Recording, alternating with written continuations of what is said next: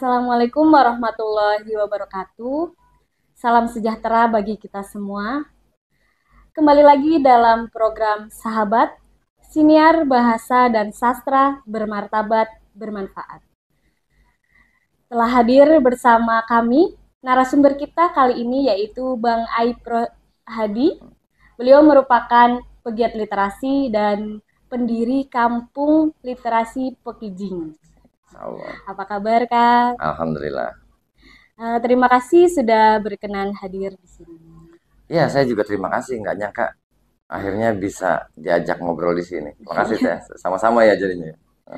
Iya, saya dengar Bang Aib ini kan pendiri dari komunitas, Kampung Literasi Pekijing. Kalau boleh tahu, apa sih Kampung Literasi Pekijing itu? Jadi dibilang pendiri juga malu juga karena banyak banget yang terlibat di sana. Banyak banget yang terlibat. Mulai awalnya memang dia sudah juara resiklan aman di Kota Serang. Kalau bahasa Indonesianya bersih dan aman. Jadi dia udah juara duluan di tahun 2019. Masyarakatnya kelihatan guyup dan di situ trek sepeda. Harusnya pernah kalau lihat di situ tuh trek sepeda di tangan kan yang di jalan lurus itu ya. Demografinya bukit.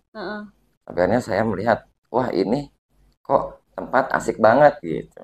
Nah dari situlah konsep perpustakaan atau konsep literasi yang ada di kepala saya coba implementasi di sana. Kalau biasanya itu kalau di gerakan-gerakan literasi seperti biasanya itu kan hanya mencangkup wilayah yang kecil ya Bang ya. Ini juga kecil.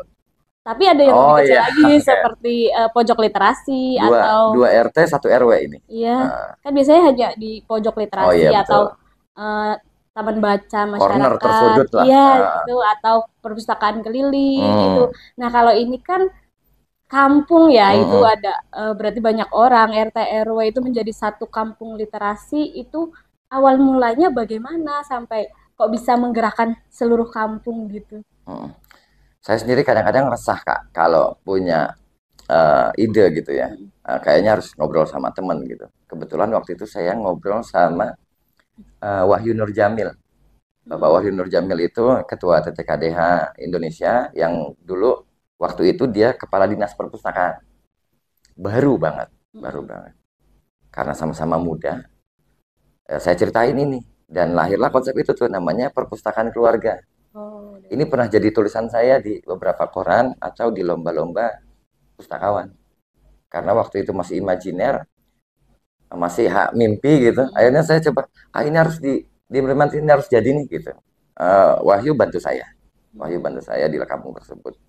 Dia kan harus ada rak di rumah. Saya berkata dia perlunya apa itu? Saya perlu rak buku yang kecil, cukup untuk 5 buku untuk di tiap rumah. Nah, karena dia kadis, dia ketemu lah sama BCB, artinya ketemu BUMD atau BUMN ya. Jadi dia kasih 50 rak. Pertama untuk 50 rumah. Kalaupun berikutnya bertambah sama kalau misalnya KLC main ke sana, ya aku nyumbang deh 2 rak gitu dalam bentuk uang atau raknya aja langsung. Sampai hari ini masih. Karena ada tinggal 21 rumah lagi yang belum ada raknya. Dari situ saya tempelin rak-rak buku ke rumah-rumah secara random. Nggak semuanya mau. Karena 10. Tidak 2 rumah saya taruh, tidak 2 rumah. Jadi bertahap ya. Bertahap.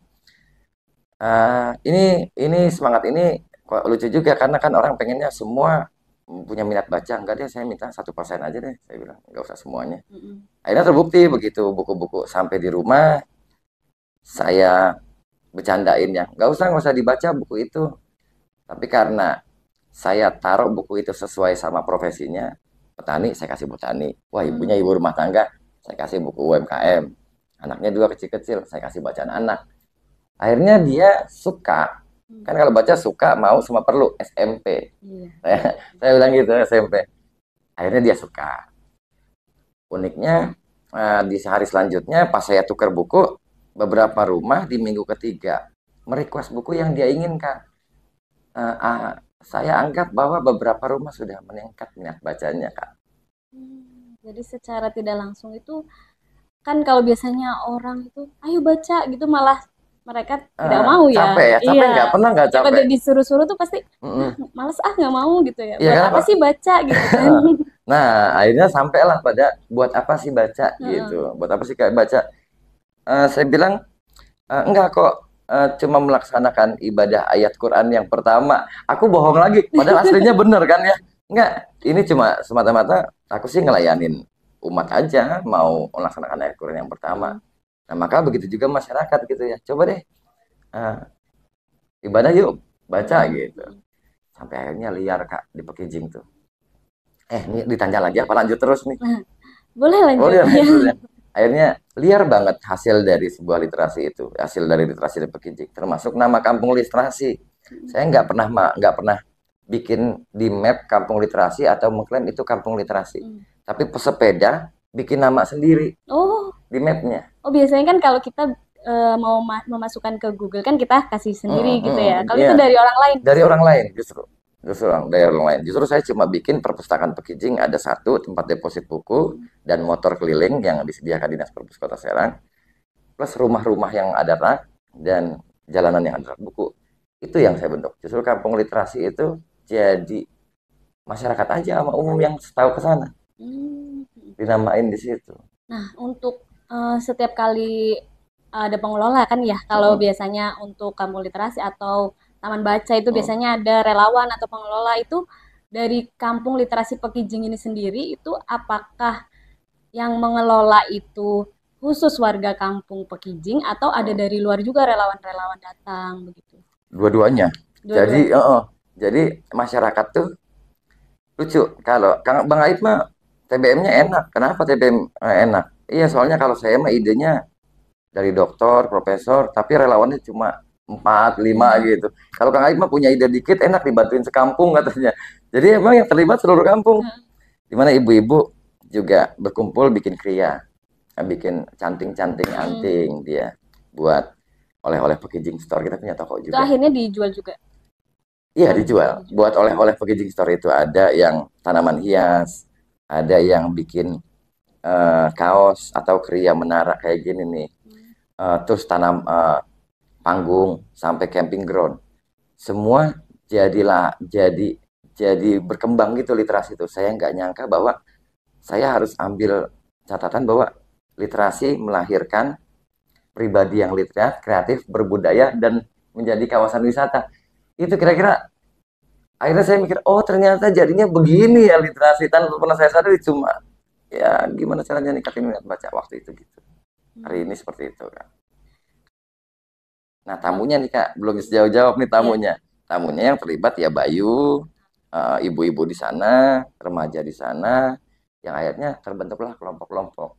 Sampai akhirnya guyup, beberapa komunitas datang Kak bantu. Akhirnya komunitas pada datang Ada juga. extra maning, ada tempat ini. Jadi komunitas terakhir ini ada Ayatullah Humaini Riset Hmm. dari UIN. Dia ikut berkontribusi buat anak-anak Kijing dan di kampung.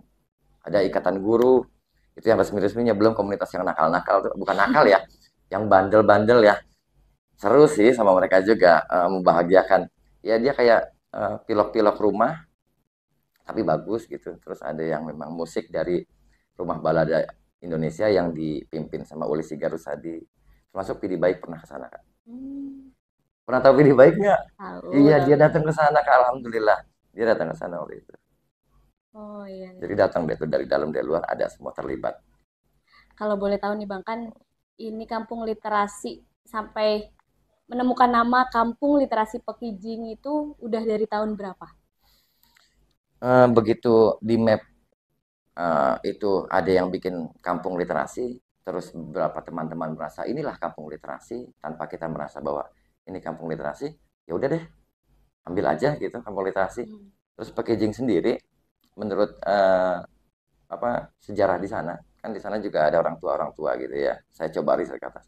Ternyata packaging tidak tersampaikan apa artinya, Hmm. nggak tersampaikan. Tapi jangan mengartikan yang tidak lah. Biarkan dia menjadi hanya packaging gitu jadinya. Ya sudah packaging. Nah, kampung literasi packaging itu kampung yang kalau ditanya sama masyarakatnya teteh ke sana, itu kampung yang semoga menjadi nyaman, bersih, aman buat kita sendiri dan kita jaga sendiri. Kalau ada yang datang dan kembali lagi kita ucapkan terima kasih gitu kira-kira ya, itunya buat kita dulu deh Baru kalau tamu datang, ya udah kita layani gitu.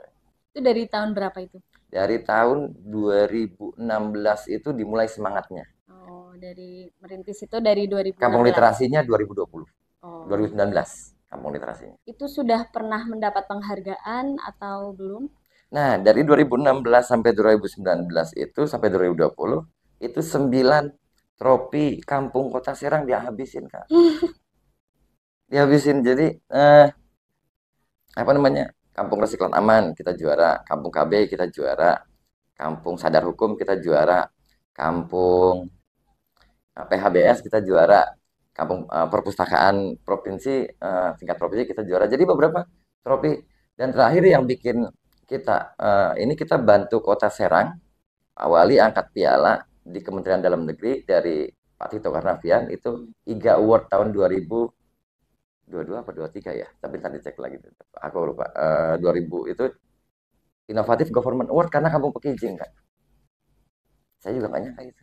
Luar biasa sekali ya. Berarti sebenarnya dari menumbuhkan semangat membaca saja tapi bisa meraih berbagai hal gitu dari menumbuhkan semangat baca.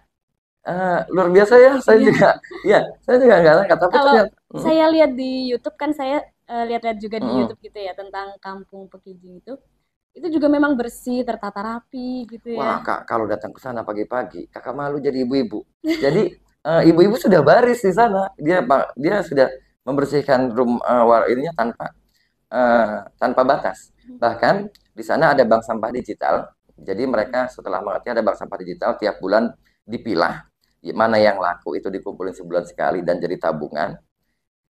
Terus uh, sampai akhirnya saya dapat informasi bahwa beberapa rumah membeli baju lebarannya lewat tabungan bank sampah digital. Hmm. Maka jadi wajar kalau bersih. Mereka melihat itu uang katanya. Ya kita kumpulin deh gitu. Jadi di sana setiap rumah punya tabungan. Dari sampah jadi bernilai gitu Uh, ya. uh, di sana tuh. Tapi ini kan eh, prestasi-prestasinya ya, Bang Aib. Ada nggak sih hambatan ketika mengembangkan sebuah kampung literasi itu hambatan apa yang terasa gitu selama mengembangkan sebuah kampung literasi? Jelas waktu pertama kali saya merasa datang ke sana, mungkin masyarakat awal-awal curiga, aku mau ngapain katanya gitu. Aku mau ngapain. Sampai akhirnya aku cuma jujur sama beberapa tokoh kayak DKM, kayak Pak RT, Pak RW dan sepuh lainnya, ya cuma mau taruh buku. Tapi emang hambatan yang kalau bikin apa-apa itu mudah, Kak. Mudah banget bikin perpus, bikin rak buku, bikin lain-lain itu mudah. Karena Pekijing jelas banget melakukan hal yang sederhana yang tidak dilakukan tempat lain, bahkan dilupakan. Cuma itu yang bikin keren Pekijing tuh. Dia nyapu, dia baca buku, dia rapi-rapiin buku, dia bersih-bersih, dia bikin taman, bikin ini kreatif. Kan di tempat lain tidak, bahkan dilupakan.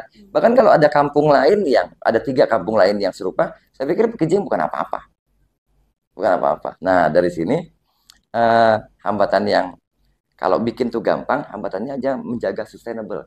Maka saya waktu itu perhatian sama orang tuanya, saya lanjutkan perhatian dengan remajanya, saya perhatikan anak-anaknya bahwa masa depan Kampung Pekijing adalah anak-anak kecil yang sukses nanti.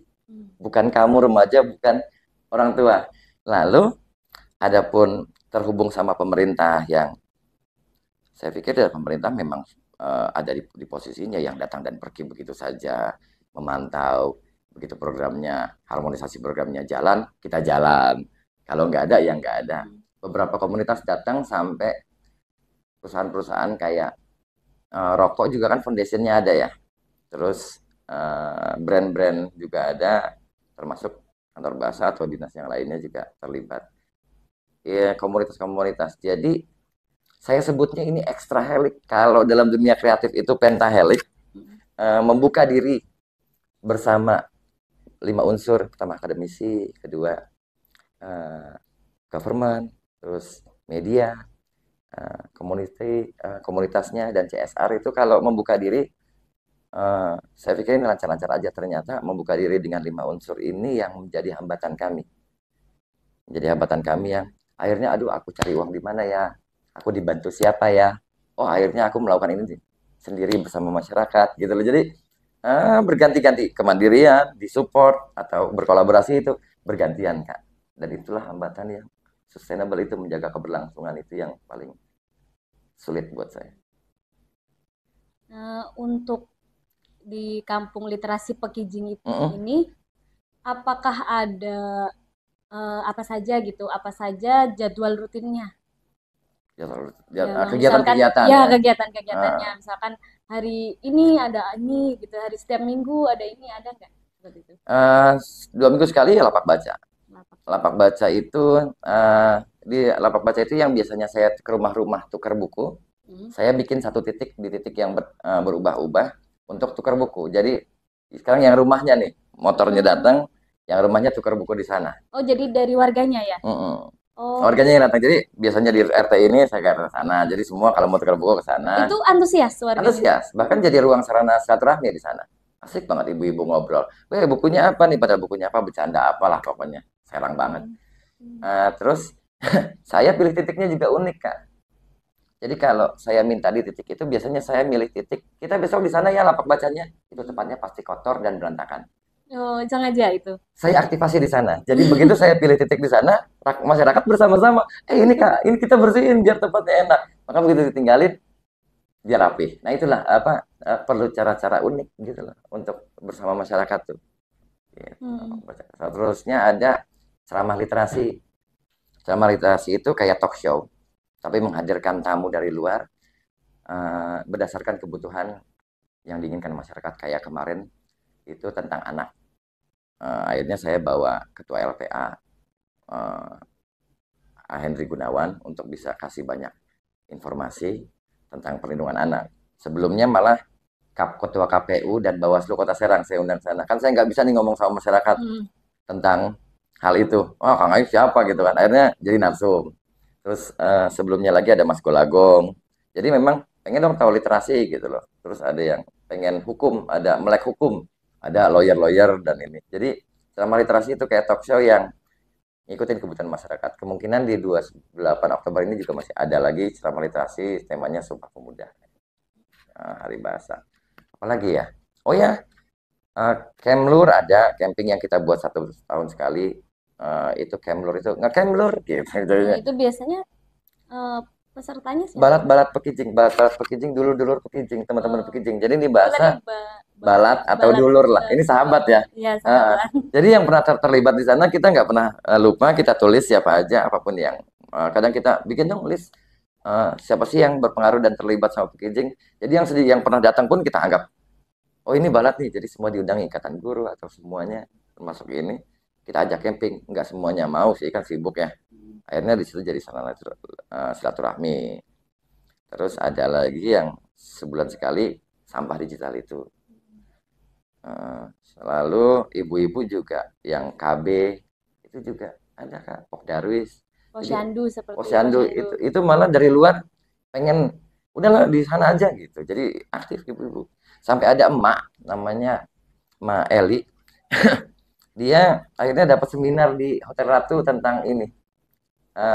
Karena posyandunya bagus ya, kampung KB bagus. Dia orang kampung yang Kang Bang Aib, saya mau nginep di hotel Horizon lagi ada acara. Iya, saya ngerasa bahwa aduh ya udah ikut ya. Kalau teman-teman mungkin biasa ada seminar apa apa, tapi beliau yang orang kampung notabene SD ya, dia bisa ke hotel dan wah senang banget. Nah kegiatan-kegiatan itu terus ada tuh, diundang menjadi peserta atau apa terus ada. Bahkan kita punya film Kak, ada anak kampung yang kalau cek YouTube ada film kultural namanya Setan Jaring. Setan jaring. Jadi setan jaring tuh yang kalau di maghrib itu anak-anak harus ke rumah, harus pulang ke rumah karena mau sholat maghrib. Dan itu ada filmnya. Hmm. Ya begitu. Itu berarti pemainnya dari warga kampung juga. Warga kampung Oh juga. iya, Yang bikin filmnya warga kampung juga. Terus ada Julos, filmnya Jujur dan Polos. Jadi jelas. aktivitas apa aja itu seliar hasilnya ada film, ada ini. Jadi boleh dicek nanti di multimedia baik YouTube atau apa. Sahabat bahasa boleh dicek ya. Udah ngecek ya. Udah ngecek ya. Kencing Maning YouTube-nya. Kan tadi kan yang menurut saya yang Hmm. membuat daya tarik paling besar dari kampung literasi ini selain mengubah kesadaran warga kampungnya, itu Hmm. juga yang paling unik itu buku-buku yang ada di rak-rak itu ya. Ya. Paling unik dan menurut saya itu jarang ada di tempat lain itu. Hmm. Itu untuk mengganti atau distribusi bukunya itu ada rutinkah atau memang seperti tadi di titik-titik tertentu itu atau memang memang ada jadwalnya itu. Dan terus apa buku-bukunya itu kan pasti mereka ada pernah nggak sih Bang mereka mulai bosan gitu sama buku-bukunya atau memang buku-bukunya terus datang dan terus ada sirkulasi perubahannya gitu. Ya, betul. Saya pasti terobos aturan standar perpustakaan yang ada sebetulnya. Ada standarnya dia dari Perpusnas tuh. Jadi makanya saya sering menjuluki bahwa saya pustakawan ngaco gitu kan. Tapi beginilah, uh, dimulai dari di rumah-rumah sudah ada rak buku Kak. Dimulai dari rumah ada rak buku. Terus saya lihat bahwa wah ini harus ada di jalan nih. Tapi kan nanti hilang. Saya langsung coba berpikir ya, gak apa-apa deh hilang. Toh dia sedang mencuri pengetahuan. Yang penting jawabannya apa ya kalau hilang? Oh, berarti buku harus terus bertambah donasinya. Iya. Jadi kalaupun hilang itu demi pengetahuan, yang penting jumlah buku harus bertambah. Saya harus cari bantuan ke teman-teman biar buku terus di jumlah yang sama minimal mengimbangi kehilangan itu. Kenapa di jalan-jalan ada itu memang disediakan untuk tamu atau untuk spot-spot yang memang cukup untuk bisa bertemunya warga di lingkungan kampung. Kalau di dekat taman itu bukunya fiksi, kalau di depan pos kamling itu buku hukum, kalau di depan masjid, sekarang udah ada perpustakaan masjid, di depan masjid itu kok agama, kalau di taman-taman anak itu buku bacaan anak. Jadi memang kita setting itu, lucunya kekhawatiran saya terhadap kehilangan buku tersebut, Kak, yang harusnya saya jaga sendiri rak-rak buku itu, malah masyarakat 2 RW bantu saya jaga, diliatin. Sampai hari ini nggak ada yang hilang. Jadi siapapun kalau tamu ngambil buku, ketahuan deh ngambil gitu kan. Tapi paling enggak, saya akhirnya fenomena yang lucu, begitu saya keluar dari standar perpustakaan, malah dibantu banyak orang. Dan anehnya buku bertambah tanpa saya ketahui. Kan udah saya labelin kan ya, dengan nomor-nomor buku. Wah ini nggak ada labelnya nih, berarti kadang-kadang ada pesepeda atau tamu yang tahu-tahu naruh di sana. Malah bukan lagi. berkurang tapi bertambah ya.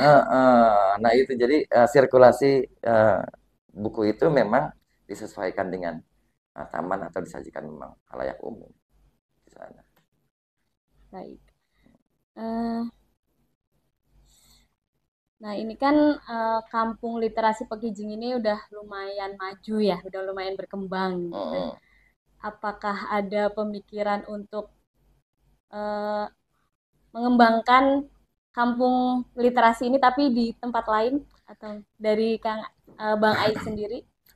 Saya mau bikin di Kemang nih, ada teman di Kemang. Bang ini kalau di Kemang sini nih, iya. Bang ini kalau gangnya lurus gimana katanya?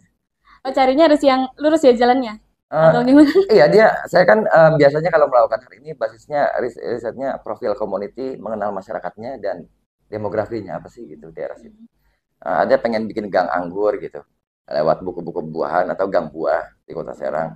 Jadi kalau masuk bayar 10.000, nanti lo kalian makan keluar ini atau di luar per kilo berapa, pernah punya pikiran gitu. Cuma memang Kak yang paling saya ngerasa bahwa pegiat literasi kesepian waktu itu, nggak bisa cerita sama siapapun. Begitu juga banyak banget di kampung-kampung lain yang pejuang juga Kak. Justru kalau Kang Aib datang dong ke kampung saya, jangan gitu, bawa remajanya ke sini, kita ngobrol. Baru aku yang ke sana. Ternyata di beberapa kampung punya kendala, Kak ngapain sih ngurusin kampung, orang saya dikritik nih, ada relawan kesepian kayak saya dikritik, Kak saya dianggap ngapain ngurusin kampung, orang keluarganya aja juga belum selesai katanya. Jadi dia malu, Bang Aib sih enak katanya di kampung orang gitu kan. Iya, artinya saya merasa bahwa ini sangat bisa dilakukan bila pemerintah melihat atau bila stakeholder melihat pejuang-pejuang itu tuh yang sendiri-sendiri, ditransfer deh, apa dikumpulin, dituker. Nah ini orang-orang ini nih harus terhubung. Saya sudah mulai terhubung. Jadi bikin kampung ini tuh mudah banget ya, mudah banget. Cuma menyediakan sarananya dulu, apa minat koleksinya dulu, apa minat bacanya dulu nih. output sih pasti udah ketahuan kan, pasti jadi karya lah. Iya. Karena ia melahirkan literat, berdaya kan gitu, output-output literasi. Nah ini nih yang saya pikir pengen ada di tempat lain, tapi bersama masyarakat yang juga nggak aib lagi gitu. Kok jadi aib lagi, belagu amat. Eh, Cuma bisa sama-sama, bisa harmonisasi, bisa kolaborasi di daerahnya. Saya sih ngerasa ini kampung ketiga saya di yang beberapa di Mancak ada. Ini yang lainnya terdengar Kak. Sebetulnya ada 2 kampung lagi yang juga Itu sama literasi atau sama. Sama cuma memang yang sustain lahirnya begitu ya dari beberapa kegagalan sih kan. Ya itu lahir dari beberapa riset kegagalan. Ya udah akhirnya memang sangat mau dari mulai buku Kampung Anggur, Kampung Toga. Saya pernah coba ini memang sedang berjalan di Cilegon. Jadi beberapa suka sharing yang udah kamu lebih fokus aja. Kampung Toga berarti bukunya obat-obatan semua dan semua sejalur bikin tanaman itu.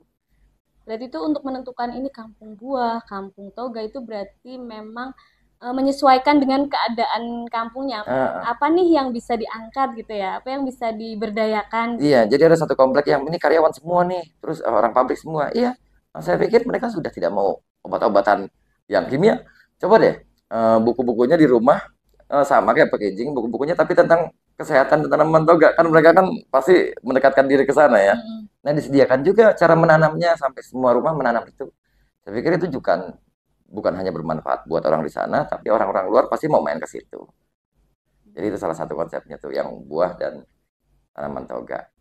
Doain aja biar lancar itu Cilegon sama Serang tuh. Heeh.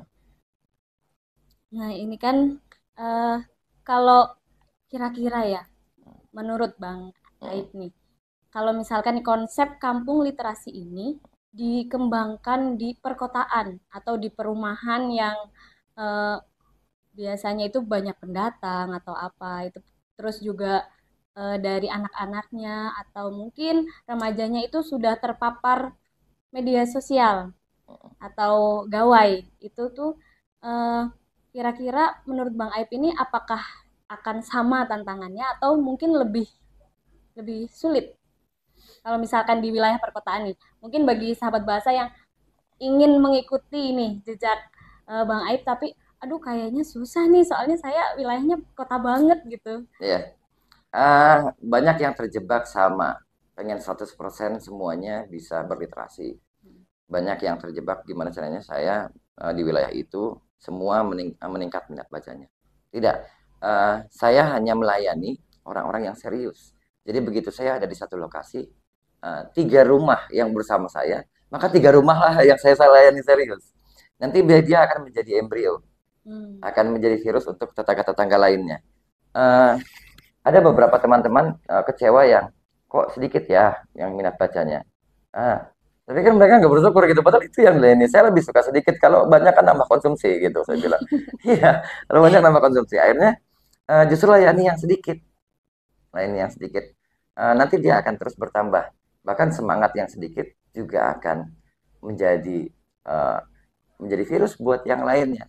Jangan malah dia putus asa karena tidak banyak. Saya pernah kasih buat masyarakat Pekijing atau teman-teman relawan yang kalau lagi semangat, jangan terlalu semangat karena nanti kita turun.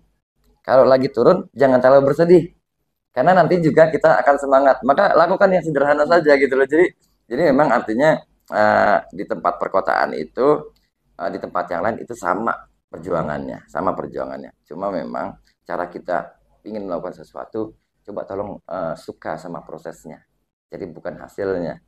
Hasilnya jalan terus kok 3 rumah akan ada hasil, 5 rumah akan ada hasil, bukan menguasai kayak penjajahan Hmm. gitu kan. Tapi gitulah kira-kira jadi sama semuanya perkotaan, tapi prosesnya yang harus kita sukai gitu. Wah, menarik sekali ya sahabat bahasa. Tapi ini pertanyaan terakhir nih. Lagi jangan Bang Aib, terakhir nanti saya minta lagi. durasi ini durasi.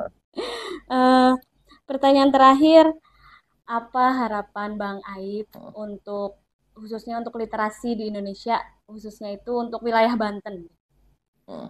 Saya sih pengen pegiat literasi yang tadi tuh banyak pegiat literasi kesepian, mereka butuh teman diskusi. Jadi untuk senior senior seperti Mas Balagong atau maestro-maestro sastra yang lainnya, tolong terus membuka diri sama teman-teman mahasiswa yang terus ada, yang semangat sama literasi terus ada, yang dulu dia mahasiswa sekarang udah nikah juga udah nggak ada juga begitu. Jadi tolong buat uh, maestro-maestro literasi, ada di sini Kang Firman, Kang ini kan itu tolong membuka diri sama yang baru-baru. Terus saya sih doain mereka sehat semua, lancar di setiap aktivitas. Tolong bisa berkolaborasi dan harmonisasi aja sih. Bahkan kalaupun bentuknya dukungan, saya malah lebih sering doain semoga pegiat literasi banyak uangnya. Oh, jadi banyak uangnya.